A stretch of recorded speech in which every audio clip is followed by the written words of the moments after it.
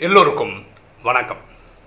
இன்னைக்கு ராஜயோக சீரீஸ்ல நம்ம பார்க்கக்கூடிய subject unlearning and learning part 2. நேற்று வீடியோவில் அன்லேர்னிங்கை பற்றி கார்ப்பரேட் கம்யூனிட்டி உலக அளவில் இருக்கக்கூடிய எக்ஸாம்பிளை பார்த்தோம். இன்னைக்கு ராஜயோகத்தில் நம்ம என்ன அன்லேர்ன் பண்ணணும் அப்படின்றத பற்றி பார்க்க போகிறோம். எக்ஸ்பெஷலி நேற்று கமெண்ட்ஸ்லேயே நிறைய ஆத்மாக்கள் விசேஷமாக எல்லா பாயிண்ட்ஸும் சொல்லிட்டாங்க கிட்டத்தட்ட. இதில் எனக்கு நான் ஞாபகம் வச்சுக்கிறேன், நான் எழுதி வச்சுருக்க சில பாயிண்ட்ஸை மட்டும் உங்கள் கூட ஷேர் பண்ணுறேன். இந்த ராஜயோகிகள் முக்கியமாக அன்லேர்ன் பண்ண வேண்டியது ஒரே லைனில் சொல்லணுன்னா, பக்தியில் என்னென்னலாம் ப்ராக்டிசஸ் இருந்ததோ அதை அன்லேர்ன் பண்ணணும், அதை கற்றதை மறக்கணும். ராஜயோகத்தில் பரமாத்மா சொல்லக்கூடிய விஷயங்களை, ஸ்ரீமத்தை, உயர்ந்த வழியை லேர்ன் பண்ணணும். ஓகேவா? ஒரு பாயிண்டாக பார்ப்போமா, என்னென்னலாம் அன்லேர்ன் பண்ணோம், என்னெல்லாம் லேர்ன் பண்ணோன்னு. பக்தி காலகட்டங்களில் நம்ம என்ன பண்ணிட்டோம்னா, துவாபர கலியுகத்துலலாம் நம்ம உடம்புன்னு புரிஞ்சுக்கிட்டோம். அதுக்கப்புறம் தான் இந்த காமம், கோபம், அகங்காரம், பற்று, பேராசையில் போய் விழுந்துட்டோம். ஸோ இந்த உடம்புன்ற அந்த கான்செப்டை அன்லேர்ன் பண்ணணும். இங்கே ராஜயோகம் வந்ததுக்கப்புறம் ஒன்று கற்றுக்கிட்டோம், நம்மலாம் ஆத்மா, பூர்வத்தின் மத்தியில் இருந்து நடிச்சிட்டு இருக்கோம். ஸோ ஆத்மான்றதை புரிஞ்சுக்கணும், அதன்படி நடந்துக்கணும். நம்ம இந்த உடல் கிடையாது, இந்த உடலை இயக்கக்கூடிய உயிர் நான் தான், சோல் நான் தான், ஆத்மா நான் தான் புரிஞ்சுக்கணும். ஓகேவா? இது லேர்ன் பண்ணணும். அடுத்தது, நம்ம பக்தியில் என்ன சொல்லிட்டாங்கன்னா, சத்தியுகம் லட்சக்கணக்கான வருஷம், திரேதாயுகம் அந்த மாதிரி லட்சக்கணக்கான வருஷம், கலியுகமே 40,000 வருஷம் இருக்குது அப்படின்னு சொல்லி கொடுத்துட்டாங்க. அப்போ எது கேட்டாலும் ஒரு கல்பமே பல கோடி வருஷம், பல லட்சம் வருஷங்கள் ஓடுற மாதிரி சொல்லி வச்சுட்டாங்க. ஆனால் இங்கே ராஜயோகம் வந்ததுக்கு அப்புறம் தான் தெரிஞ்சுக்கிட்டோம், ஒரு கல்பம் 5000 வருஷம் தான். சத்தியுகம், திரேதாயுகம், துவாபர, கலியுகம், இந்த 4 யுகங்களுக்கும் எல்லாத்துக்குமே 1250 வருஷம் தான். 2500 வருஷம் சுகம், 2500 வருஷம் துக்கம், அவ்வளோதான். ஸோ பக்தியில் நம்ம என்ன படித்தோமோ லட்சக்கணக்கான வருஷன்றதை அன்லேர்ன் பண்ணணும். அதெல்லாம் நம்மளுடைய சிஸ்டம்லேருந்து எடுத்துடணும். புதுசாக இந்த விஷயம் பரமாத்மாவே சொன்னதுனால, ஆத்மாவின் தந்தையே சொன்னதுனால, சிவனே சொன்னதுனால, அவர் தான் உலகம், அல்லாஹ், ஜெகோவா, காடுன்னு சொல்லுது, அவரே சொன்னதுக்கப்புறம் நம்ம இதை புதுசாக லேர்ன் பண்ணிக்கிறோம். அடுத்தது, ஹிந்துக்கள் இடையிலேயே இப்படி ஒரு நம்பிக்கை இருக்குது, 33 கோடி தேவதைகளும் கடவுள் தான் அப்படின்னு. நிறைய கடவுள்கள் இருக்கிற சிஸ்டமே ஹிந்துயிசமில் தான் இருக்குது. இப்போ ராஜயோகம் கற்றுக்கிட்டதுக்கு அப்புறம் தெரிஞ்சுக்கிட்டோம், கடவுள் ஒருத்தர் தான், ஆத்மாவின் தந்தை பரமாத்மா, அவர் தான் நம்ம சிவன்னு சொல்கிறோம், அவர் ஒருத்தர் தான் கடவுள். இப்போ புரிஞ்சுக்கிட்டோம், நம்ம ஆத்மாவின் தந்தை பரமாத்மா, 800 கோடி பேர் ஆத்மாக்கள், ஆத்மாபடி சகோதர சகோதரர்கள்னு புரிஞ்சுக்கிட்டோம். ஸோ பல கடவுள்கள் கிடையாது, ஒரு கடவுள் தான். ஸோ பல கடவுள் அப்படின்னு நினச்சிட்டு இருந்ததை அன்லேர்ன் பண்ணணும், நம்ம சிஸ்டம்லேருந்து எடுத்துடணும். ஒரே கடவுள் தான், அவர் தான் பரமாத்மான்னு சொல்கிறோம், உலகமே அவர் தான் கும்பிட்டு இருக்குன்னு புரிஞ்சுக்கணும். இதை லேர்ன் பண்ணணும். அடுத்தது பகவத்கீதையில் எதா எதாகி தர்மசிய கிளானிர் நிர்பய பாரத, அந்த ஸ்லோகன் வருது இல்லையா, முடியும் போது எப்படி முடிக்கிறாங்க, சம்பவாமி யுகே யுகே அப்படின்னு சொல்கிறாங்க. இது பகவத்கீதை வியாசர் எழுதினது. அதில் என்ன சொல்லிட்டாரு, சம்பவாமி யுகே யுகனா, யுகத்துக்கு யுகம் எப்பெல்லாம் அதர்மம் தலை தூக்குதோ அப்போ நான் வருவேன் அப்படின்னு இறைவன் சொல்கிற மாதிரியும், அதுக்காக நான் 10 அவதாரம் எடுக்கிற மாதிரியும் இப்படியெல்லாம் பக்தியில் சொல்லிட்டாங்க. இது தவறு. ராஜயோகத்தில் பரமாத்மா சொல்கிறார், சம்பவாமி கல்பே கல்பே, கல்பத்துக்கு ஒரு வாட்டி தான் வரேன். சத்தியுகம், திரேதாயுகம், துவாபர, கலியுகம்னு ஒரு கல்பம் இருந்தால் கூட கலியுகத்தினுடைய கடைசியில் ஒரு 100 வருஷத்துக்கு அந்த யுகத்துக்கு பரமாத்மா சங்கம யுகம்னு பேர் வைக்கிறாரு. அப்போ மட்டும்தான் வராரு. அப்போது சத்தியுகத்துக்கும் திரேதாயுகத்துக்கும் தேவையான 33 கோடி ஆத்மாக்களை உருவாக்குறாரு. கலைகளே இல்லாத ஆத்மாக்களை, கலியுகவாசிகள் கலைகள் இல்லாதவங்க தானே, அவங்கள சூத்திரர்களை தேவதைகளை மாற்றி கொடுக்குறாரு. இது நடக்கிறது எங்கே, சங்கமத்தில், அது இப்போதான் அப்படின்னு. சரியா? அப்போ கடவுள் எல்லா யுகங்களுக்கும் வர்றது கிடையாது. அப்படி நம்ம புரிஞ்சு வச்சுருந்தா அதை அன்லேர்ன் பண்ணணும்.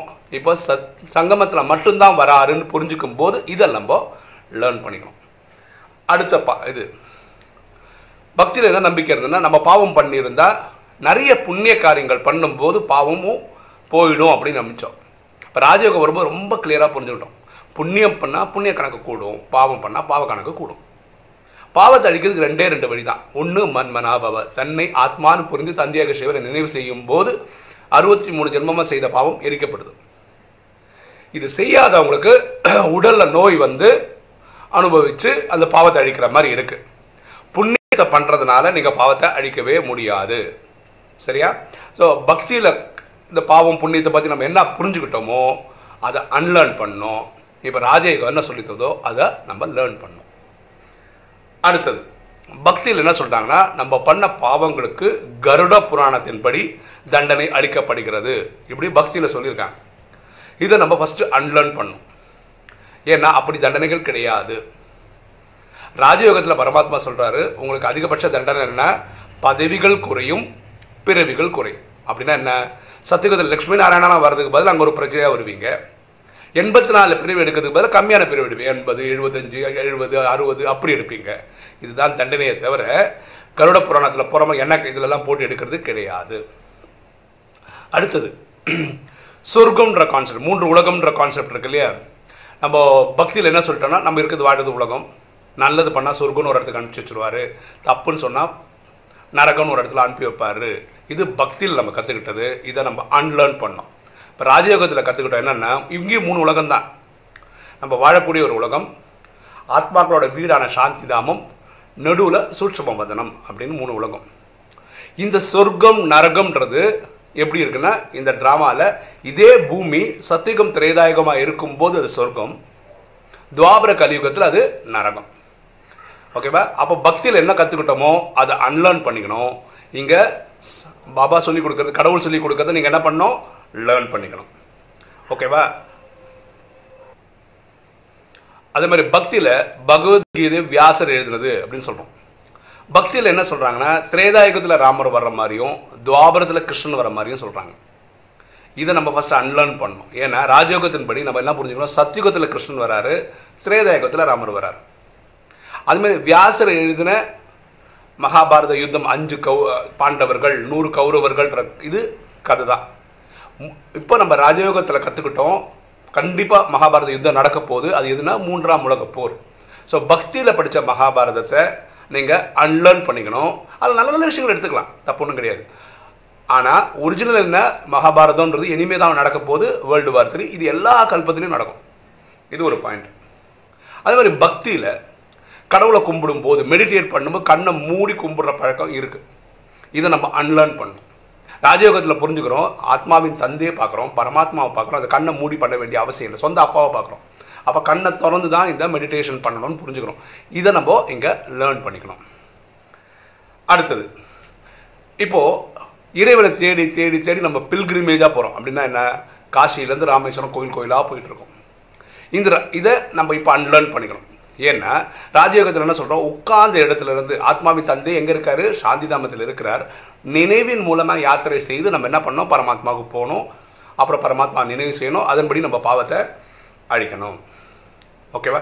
இப்படி நிறைய பாயிண்ட்ஸ் நம்ம சொல்லிகிட்டே போகலாம். எதை அன்லேர்ன் பண்ணணும், எதை லேர்ன் பண்ணணும்.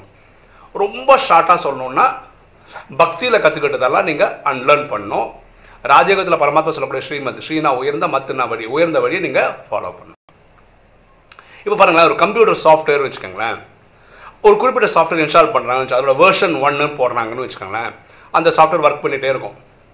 காலப்போக்கத்தில் அந்த சாஃப்ட்வேரை மெருகேற்றுறதுக்காக அவங்க நிறைய புது புது கோடிங்கெலாம் எழுதும்போது அது வெர்ஷன் 2 கொண்டு வராங்கன்னு வச்சுக்கோங்களேன். அப்போ என்ன பண்ணுவாங்கன்னா, வெர்ஷன் 1 அன்இன்ஸ்டால் பண்ணிடுவாங்க, வெர்ஷன் 2 உள்ளே போடுவாங்க. ஒரே சிஸ்டமில் வெர்ஷன் 1 வெர்ஷன் 2 இருந்தால் கான்ஃப்ளிக்ட் தான் கிரியேட் ஆகும். ஓகேவா? ஒரு சாஃப்ட்வேர்லேயே, கம்ப்யூட்டர் சாஃப்ட்வேரே இப்படி தான் ஒர்க் பண்ணுறாங்க. அது மாதிரி ஆத்மான்ற இந்த ஆத்மாவோட ரன்னிங் சாஃப்ட்வேர் 63 ஜென்மமாக பக்தின்ற இதுதான் ஓடினது உள்ள. அதுக்கு யாருக்கு என்ன வேணா இருக்கலாம். அது பைபிளாக இருக்கலாம், குரானாக இருக்கலாம், பகவத்கீதையாக இருக்கலாம், என்ன வேணா இருக்கலாம். இதை வச்சு ஓடினு இருக்காங்க. இப்போதான் ராஜயோகம் கற்றுக்கிறோம். இது வேற ஒரு புது வெர்ஷன், லேட்டஸ்ட் வெர்ஷன். அப்போ என்ன பண்ணோம்?